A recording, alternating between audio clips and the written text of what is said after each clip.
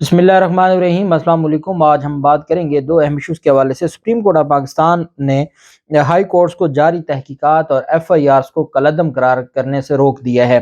ایک supreme court of Lahore high court ہو، Islamabad high court ہو، پشاور ہائی کورٹ ہو، سندھ ہائی کورٹ ہو، بلوچستان ہائی کورٹ ہو، ان کے پاس ایک اختیار ہے quashment of F I R کا، ایف آئی آر کالعدم قرار دینے کا۔ اس اختیار کو استعمال کرنے سے روک دیا گیا ہے سپریم کورٹ آف پاکستان کی جانب سے۔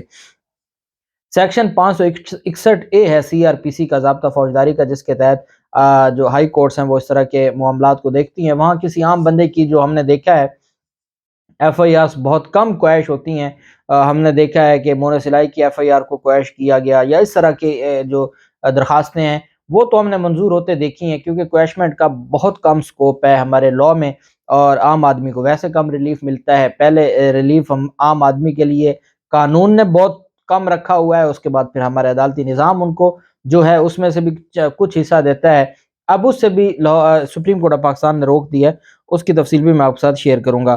اور ساتھ قاضی فیصل صاحب کی جانب سے ہڑتال کرنے والے وکیلوں کے لائسنس ختم کرنے کا اندیا دے دیا ہے، اور انہوں نے کہا ہے کہ یہ جو ساری چیزیں ہیں اب اس کو دیکھنا چاہیے، اور قانون کے مطابق جو وکلا ہڑتال کرتے ہیں، اور یہ بالکل درست بات ہے کہ آپ ہڑتال کر کے سائلین کو نقصان پہنچاتے ہیں، نظام کو نقصان پہنچاتے ہیں، اپنے اپنے چھوٹے چھوٹے معاملات پر ہڑتال کر دیتے ہیں۔ اب پہلے ہڑتال ہوتی تھی، اب تالا بندی، اب گیٹوں جو جتنے بھی مین گیٹس ہوتے ہیں عدالتوں کے، ان کو تالا لگا دیتے ہیں، نہ جج اندر جا سکتے ہیں، نہ پروفیشنل وکیل جا سکتے ہیں اپنے کام کے لیے، نہ سائلین جا سکتے ہیں، نہ عدالتی عملہ جا سکتا ہے۔ اس پر بھی ایک فیصلہ سامنے آیا ہے۔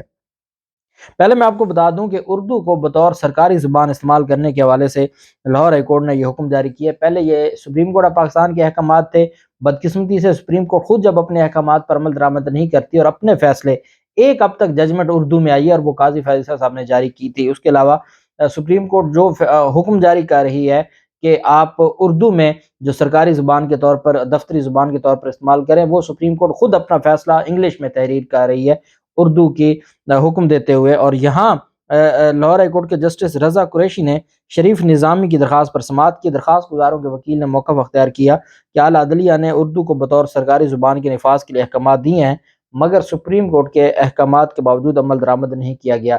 عدالت نے ہدایت کی کہ وفاقی اور صوبائی حکومت عمل درآمد کر کے رپورٹ ڈپٹی رجسٹرار جوڈیشل کے روبرو داخل کرائیں۔ سرکاری وکیل کو بھی احکامات پر عمل درآمد کے لیے متعلقہ حکام کو آگاہ کرنے کی ہدایت کی۔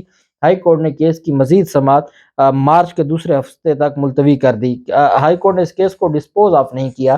یہ بیسیکلی سپریم کورٹ کے احکامات تھے۔ سپریم کورٹ کے احکامات پر عمل درآمد جو ایگزیکیوشن ہے، وہ آپ ڈائریکٹ سپریم کورٹ میں بھی جا سکتے ہیں، اور آپ ہائی کورٹ میں بھی درخواست دے سکتے ہیں کہ وہ سپریم کورٹ کے احکامات پر عمل درآمد کروائے، اور یہی ایک درخواست تھی، اسی طرح کی درخواست تھی جو دائر کی گئی تھی۔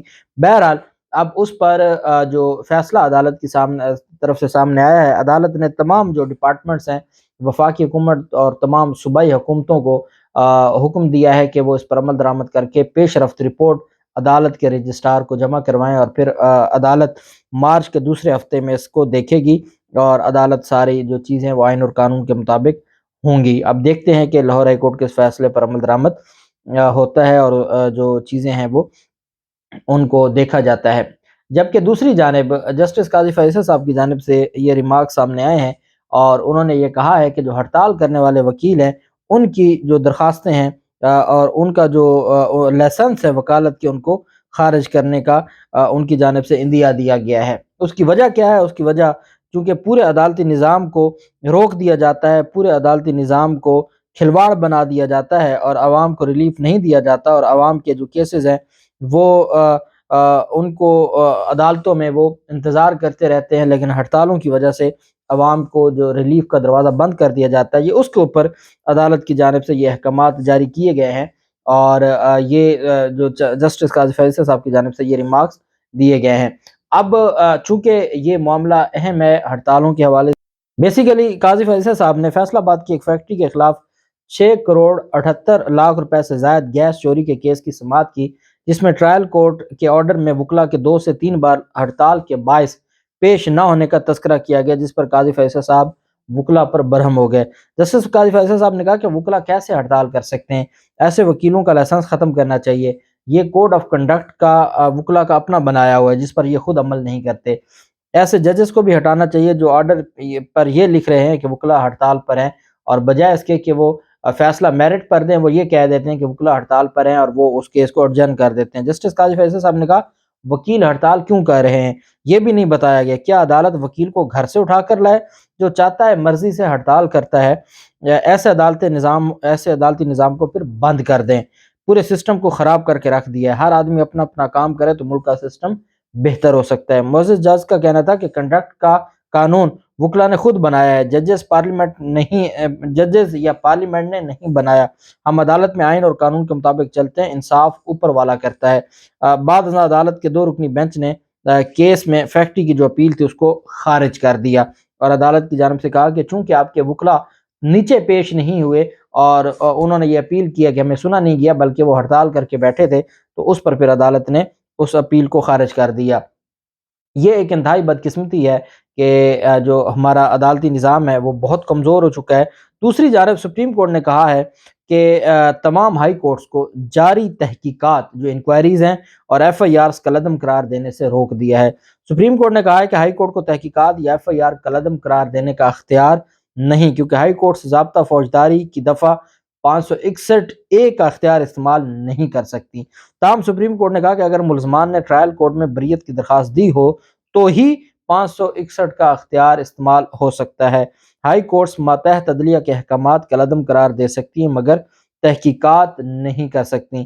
یہ بھی کہا گیا کہ ہائی کورٹ آئینی دائرہ اختیار کے تحت تحقیقات اور مقدمہ کا جائزہ لے سکتی ہے۔ سپریم کورٹ ایک مقدمے کی سماعت میں کہا کہ سرکاری افسران کو دیے گئے اختیارات دراصل ان پر اعتماد ہوتا ہے اور سرکاری افسران سے بھی کہا کہ وہ اپنے اختیارات کا استعمال شفافیت اور نیک نیتی سے کریں۔ بیسیکلی جب پولیس مختلف لوگوں سے مل کر، مختلف دوسرے فریق سے مل کر جھوٹے مقدمات درج کر دیتی ہے تو ایک آپ کے پاس ریمیڈی تھی کہ آپ اس کے خلاف، اس مقدمے کے خلاف چالان جمع ہونے سے پہلے آپ کویشمنٹ کے لیے جا سکتے تھے۔ چالان جمع ہوگا، ٹرائل شروع ہوگا تو آپ اس میں بریت کی درخواست ٹرائل کورٹ میں دے سکتے ہیں۔ چالان جمع ہونے سے پہلے آپ کویشمنٹ کی اپلیکیشن فائل کرتے تھے ہائی کورٹس میں، اور اس میں یہ ہوتا تھا کہ اگر ہائی کورٹ کو یہ لگے کہ یہ مقدمہ بالکل بے تکا ہے، اس کا نہ کوئی سر ہے نہ پاؤں ہے اور یہ نظر آ رہا ہے کہ یہ مقدمہ درست نہیں ہے، تو وہ ہائی کورٹ اس کو خارج کر دیتی تھی۔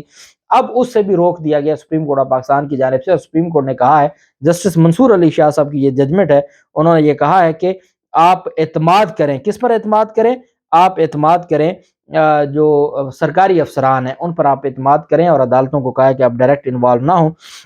سرکاری افسران سے بھی کہا کہ وہ اپنے اختیارات کا استعمال شفافیت اور نیک نیتی سے کریں۔ سپریم کورٹ نے کہا کہ سی ڈی اے میں ملازمین کے اپ گریڈیشن میں کوئی جرم نہیں ہوا۔